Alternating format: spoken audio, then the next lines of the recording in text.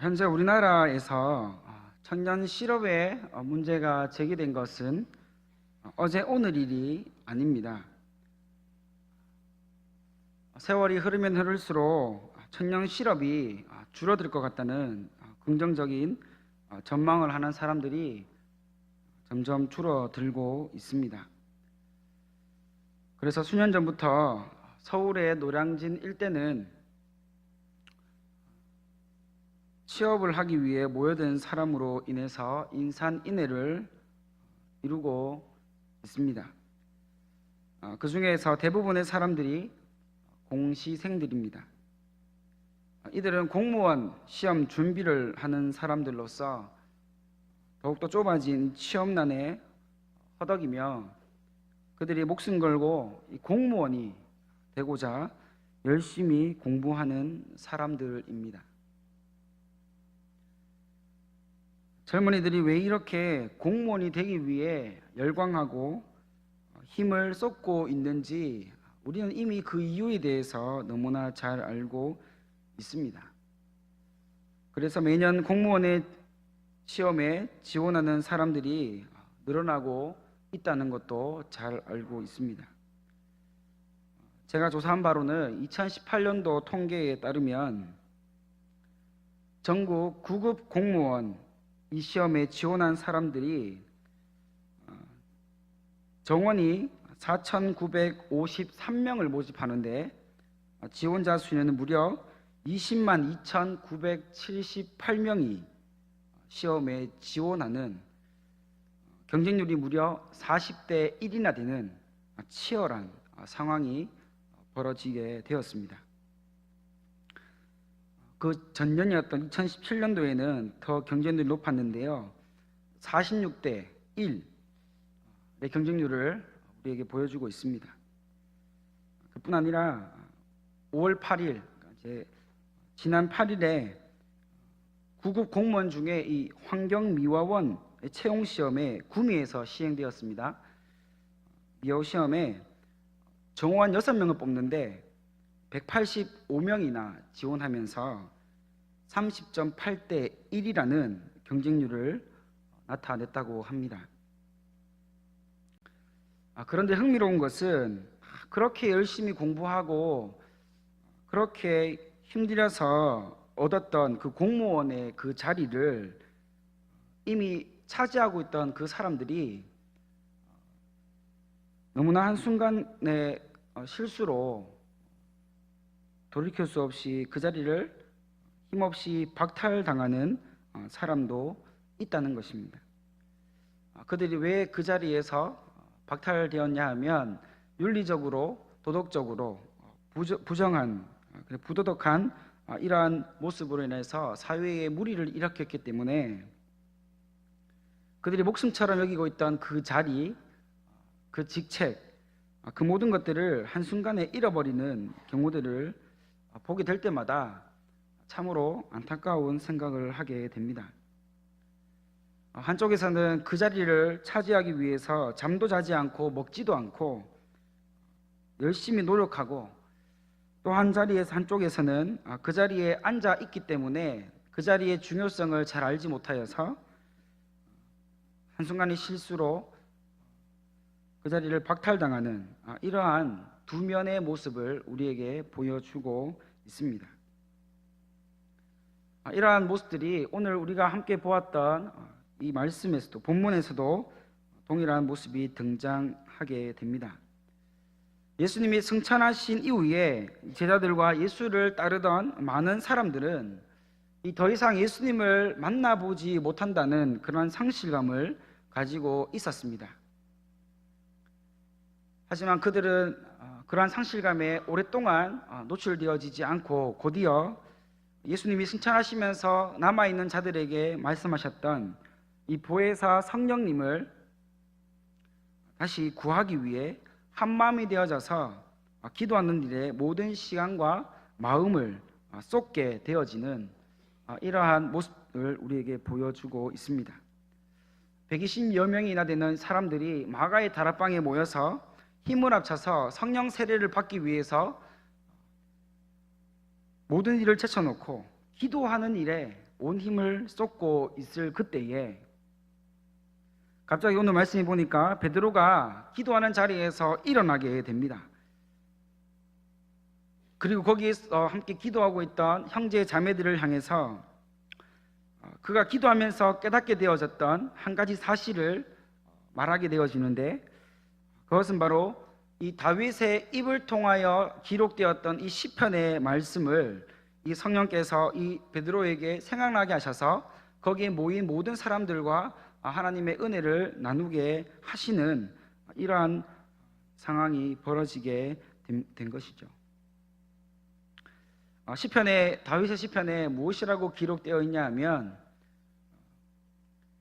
이 가룟 유다를 향해서 하신 말씀이 기록되어져 있다는 이 부분을 베드로가 함께 기도하고 있던 형제 자매들을 향해서 은혜를 나누고 말씀을 함께 나누게 되는 이러한 모습이 또한 이어져 나오고 있습니다. 그리고 베드로는 거기에서 외치기를 이제 우리가 드디어 할 일이 생겼다고 하면서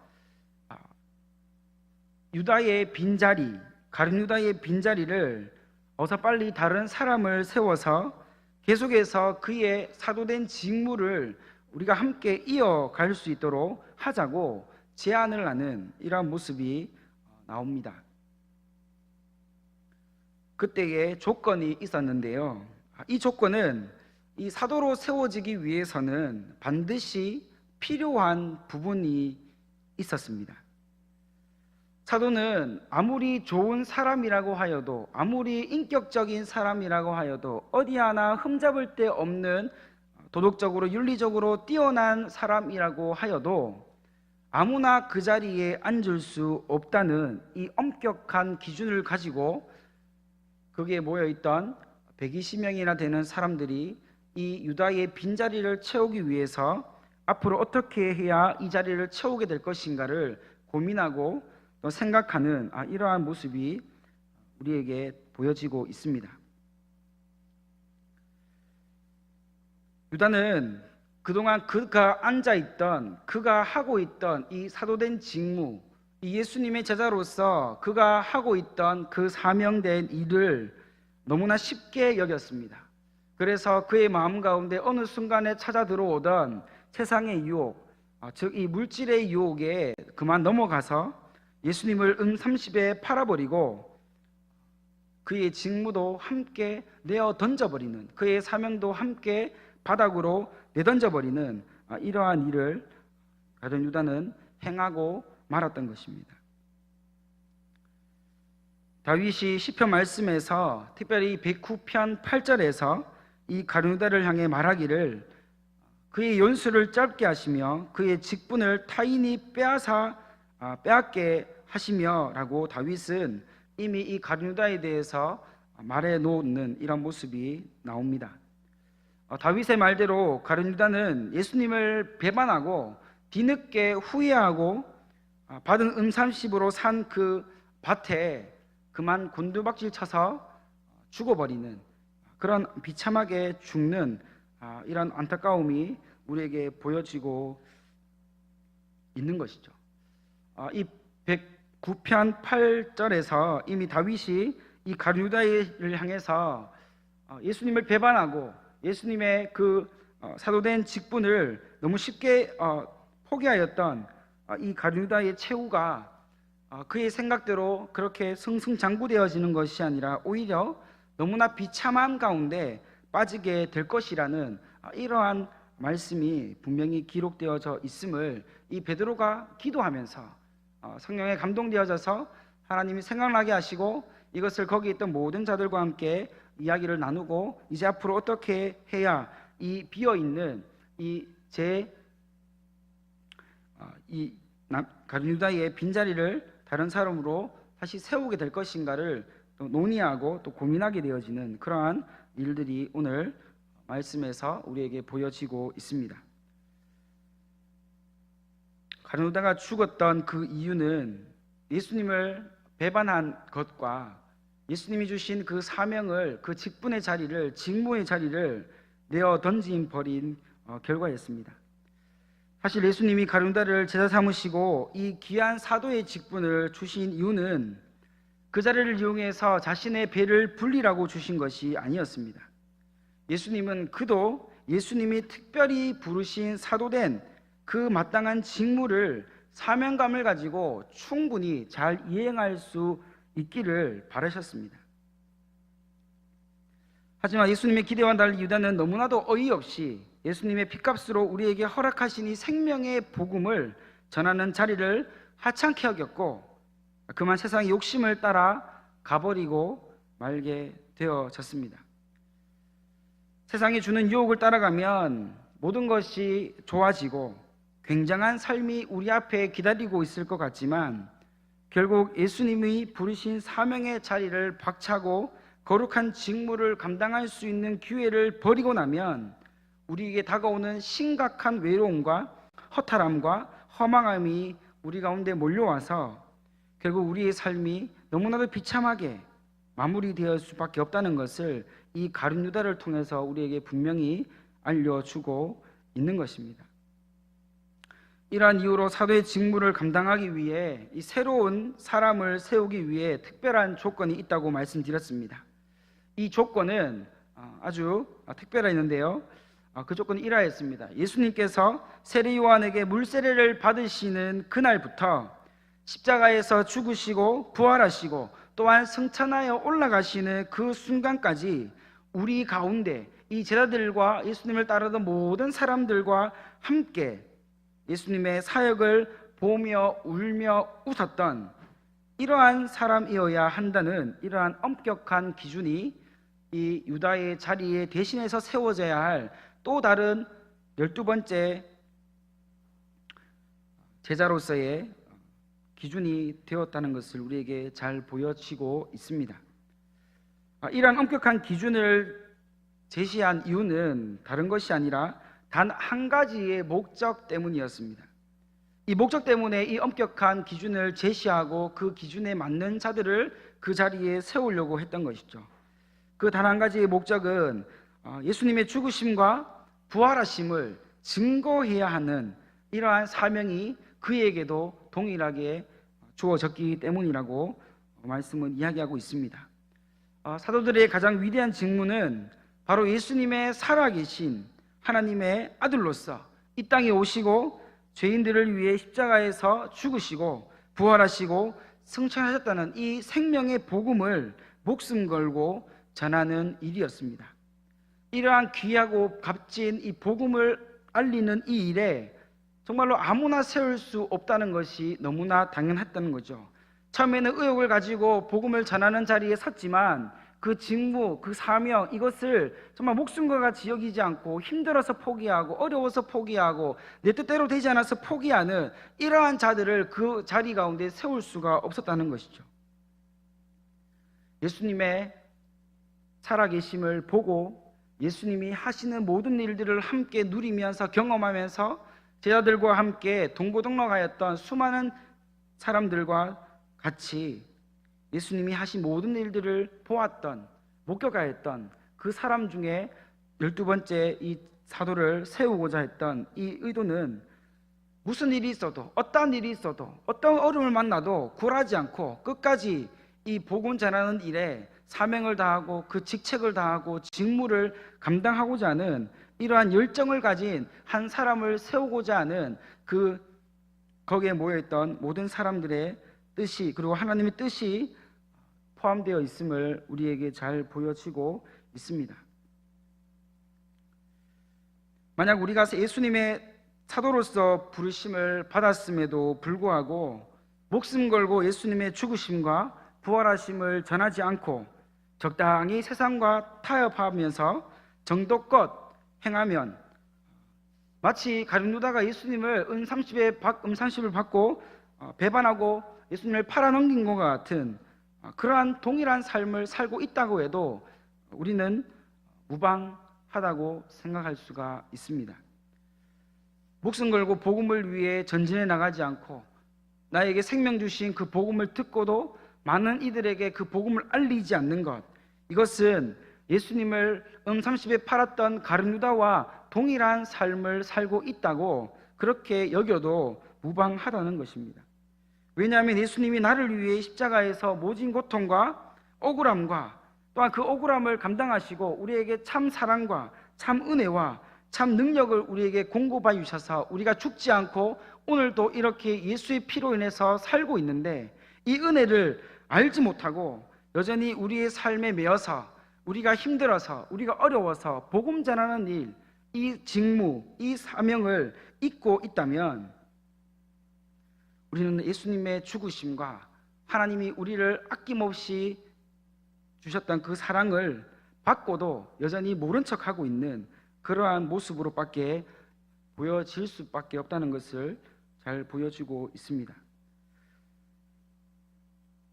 분명 예수님이 나를 위해 죽으신 것은 바꿀 수 없는 사실인데, 우리 가운데는 예수님의 죽으심과 이 사랑의 행함이 어느 순간 나와는 상관없는 일이라는 그런 무의식 속에서의 반응들이 우리 가운데 나도 모르는 사이에 나오고 있지 않는지 돌아보아야 한다는 것이죠.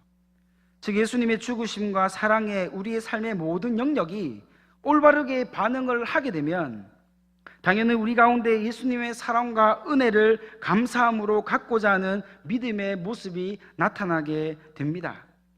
우리 가운데 혹여나 예수님의 십자가에서 죽으심에 대한 진실이 우리 안에 나도 모르는 사이에 세상의 유혹에 넘어가서 더 이상 십자가에 반응하지 않고 예수님의 사랑에 반응하지 않는 모습이 되지 않도록 우리는 늘 깨어서 경계해야 하는 것입니다. 우리가 십자가에 반응하지 않는 것, 우리가 예수님의 그 은혜에 반응하지 않는 것, 이미 우리는 예수님을 팔아넘긴 이 가룟유다와 별반 다를 바 없는 그러한 모습으로 살고 있다는 것을 스스로가 증명하게 되는 것입니다. 우리는 이것을 알기에 우리가 이렇게 하나님 앞에 무관심한 자가 되지 않기 위해서, 십자가에 무반응한 자가 되지 않기 위해서 어찌하든지 복음을 전하고 사명을 감당할 수 있는 그 믿음의 자리에 우리가 서 있을 수 있기를 간절히 소망합니다. 이제 말씀은 유다의 빈자리를 대신할 사람을 선택하는 장면으로 바뀌게 됩니다. 여기서 주목해야 할 점은 유다의 빈자리는 세상의 정치인들을 투표하여 뽑아야 하는 그런 단순한 자리가 아니었습니다. 이 자리는 가장 값지며 가장 위대한 사명을 감당해야 하는 자리이기 때문에 사람의 지혜와 방법으로 뽑을 수 없는 자리였습니다. 그래서 거기에 있는 두 명의 후보가 있었는데, 한 사람은 바사바라고 하는 요셉이었고 한 사람은 맏디아라 하는 사람이었습니다. 이 두 사람은 거기에 모여있던 모든 사람들이 인정하던 사람이었기 때문에 누구 하나를 지목하여 세운다는 것은 굉장히 어려웠습니다. 여기서 나오고 있는 바사바의 이름의 뜻은 안식일의 아들이라는 뜻이었고, 이 맏디아라는 이름은 하나님의 선물이라는 뜻이었습니다. 이 두 명의 사람 모두가 하나님의 그 은혜 가운데 헌신된 자였고, 누구 하나에게 어떤 일을 맡겨도 충분히 감당할 수 있는 믿음과 능력이 있던 사람이었습니다. 그렇기 때문에 이것을 사람의 지혜로 선택한다는 것은 참으로 곤란하고 어려운 상황이었다는 것이죠. 그래서 거기 모인 사람들이 하나님께 간절히 기도하기 시작합니다. 하나님, 여기 두 사람을 하나님께 올려드립니다. 하나님 뜻대로 하나님 복음에 충성된 삶을 살아가는 한 사람을 허락해달라고 거기 있던 모든 사람들이 합심하여 성령 하나님의 은혜를 구하고 하나님의 뜻을 구하는 그 기도의 모습이 우리에게도 보여지게 되는 것이죠. 그리고 나서 그들이 선택한 방법은 제비를 뽑는 일이었는데, 결국 그 제비를 뽑아서 이 맏디아가 이 11사도와 함께 이 12명의 제자로서 완성되어지는 이러한 모습이 오늘 본문에서 우리에게 보여지고 있습니다. 이제 예수님이 승천하신 후에 목숨 걸고 복음을 전하며 전도하는 일에 최전선에서 사명을 감당할 이 12명의 사도들이 세워졌습니다. 하나님의 복음은 이 땅에 사는 모든 자들에게 생명을 주고 빛으로 나아오게 하는 가장 강력한 힘이 있음을 믿으시기 바랍니다. 이러한 귀한 사역에 동참하게 된 맏디아는 이루 말할 수 없는 기쁨으로 가득하였을 것입니다. 이와 같이 우리에게도 마띠아에게 주신 생명의 복음을 전해야 할 사명이 있는 줄 믿어야 합니다. 또한 우리는 기억해야 합니다. 이 귀한 직무와 사명을 주셨음에도 불구하고 이것을 때로는 우리에게 부담으로 여기거나 귀찮게 여겨서 빨리 이 무거운 몽해를 벗어버리고자 하는 마음을 품고 우리가 지금 교회와 하나님을 섬기고 있는 것은 아닌지를 스스로 돌아보아야 합니다. 때로는 예수님의 생명의 복음을 전할 수 있음에 감사하고 기쁨으로 이 사명을 정말로 은혜 가운데 잘 감당하다가도 우리가 너무 연약하여서 우리도 모르게 찾아오는 어둠의 영들의 속삭이는 말을 듣고 내가 지금 여기서 뭐 하고 있는가라는 회유와 절망감에 빠질 때도 있습니다. 차라리 지금 돈을 버는 것이 나와 가족에게 더 유익한 것이 아닌가라는 생각을 하게 될 수도 있습니다. 하지만 비록 지금 힘들고 어렵고 지치고 외롭다 하여서 우리가 믿음으로 인내해야 할, 끝까지 견뎌야 할 복음 전하는 이 사명, 가장 값지고 하나님께서 기뻐하실 이 은혜의 이 사명, 이 자리를 우리가 그 어떤 것과도 비교할 수 없는 기쁨과 감사함과 또 하나님을 향한 그 소망함들이 이 전도함으로 복음 전하는 일에 우리가 이 기쁨과 즐거움을 누리며 나아오는 우리 모두가 되어지기를 간절히 소망합니다. 분명히 제가 그 강당에서 이런 말 쓰기는 좀 금호하지만 정말로 우리는 경험해야 됩니다. 하나님의 복음을 전하는 자로 사명을 감당할 때 그 기쁨이 세상 그 무엇과도 바꿀 수 없는 하나님의 그 풍성한 은혜와 사랑이 우리 가운데 흘러 들어오게 된다는 것을 여기 있는 우리 모두가 경험할 수 있기를 간절히 소망합니다. 사랑하는 성도님들 모두가 이 귀한 직무를 값없이 버리는 자들이 아니라, 가룟유다와 같이 버리는 자들이 아니라 하나님 주신 사명을 가장 귀한 것으로 여기고 우리의 모든 삶의 영역을 통해 오직 예수님을 전하고 증거하는 복음의 사명자들이 다 되셔서 하나님께 뽑히고 사용되어지고 쓰임받으시는 기쁨을 누리시는 우리 모든 성도님들이 다 되시기를 간절히 소망합니다.